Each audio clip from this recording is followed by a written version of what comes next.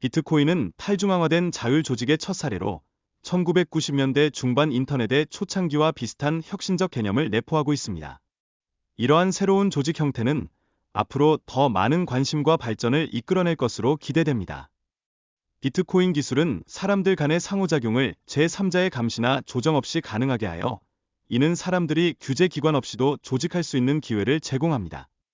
이러한 특성은 특히 기업이나 정치적 캠페인에 도움이 됩니다. 현재의 화폐는 중앙은행에 의해 엄격하게 규제되고 있습니다. 그러나 비트코인은 이러한 중앙 집중식 통제를 벗어나 더 자유로운 경제 활동을 가능하게 하여 사용자에게 더 큰 권한을 부여합니다. 정치적 정당의 변화가 일어나고 있으며 20세기 동안의 중앙 집중적 정당들이 점차 힘을 잃고 있습니다.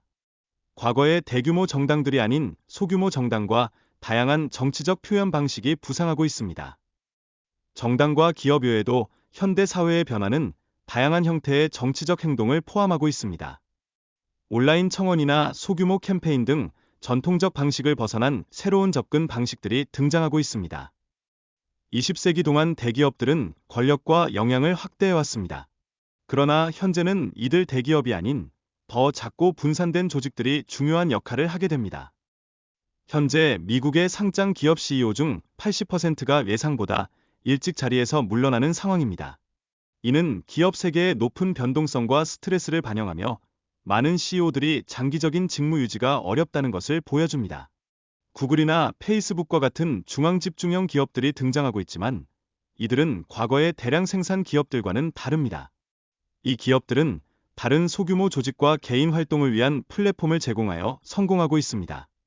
자율 분산 조직과 이를 뒷받침하는 기술이 발전할 경우 현재의 대기업들이 10년 후에도 존재할 것이라는 보장은 없습니다. 새로운 기술은 현재의 사회적 네트워크와 검색 엔진을 대체할 가능성이 있습니다. 이주자 수가 급증하면서 국가 통제의 한계가 드러나고 있습니다. 1990년에 1억 5천만 명이던 이주자가 현재 2억 3천만 명으로 늘어나면서 국가 경계를 허물고 있습니다. 국가의 안보와 방어력도 약화되고 있습니다. 20세기 중반 이후 비국가 군사 세력에 대한 국가의 승률이 감소하고 있으며 이는 군사적 힘의 분산을 의미합니다. 사회적 제약과 규범이 약화되면서 개인의 자율성이 증가하고 있습니다. 지난 40년간 국가와 교회, 시민사회 기관이 부과하던 제약이 점차 사라지고 있습니다. 1517년 마르틴 루터가 가톨릭 교회에 대한 불만을 제기한 사건은 개인의 종교 선택 자유의 시작으로 여겨집니다. 이는 중앙집중 권위에 대한 반발의 첫 번째 단계로 이후 종교개혁으로 이어졌습니다. 17세기와 18세기에는 절대주의가 부상하며 중앙집중적 권력이 강화되었으나 19세기 자유주의의 대두로 다시 개인의 자유가 강조되었습니다. 이러한 흐름은 현대 사회에서도 계속되고 있습니다. 21세기로 접어들면서 개인의 자유와 분산화가 다시 중요해지고 있습니다. 이는 개인과 소규모 조직의 창의력과 혁신을 촉진하며 기존의 큰 조직에 대한 반발로 이어지고 있습니다. 정치 시스템에서의 중앙집중적 권력 구조는 여전히 존재하며 이는 대중의 기대와는 상반됩니다. 이러한 구조는 시간이 지남에 따라 압박을 받으며 결국 붕괴할 가능성이 높습니다. 21세기에는 기존의 큰 구조에서 벗어나 새로운 기회를 찾는 사람들이 생길 것입니다.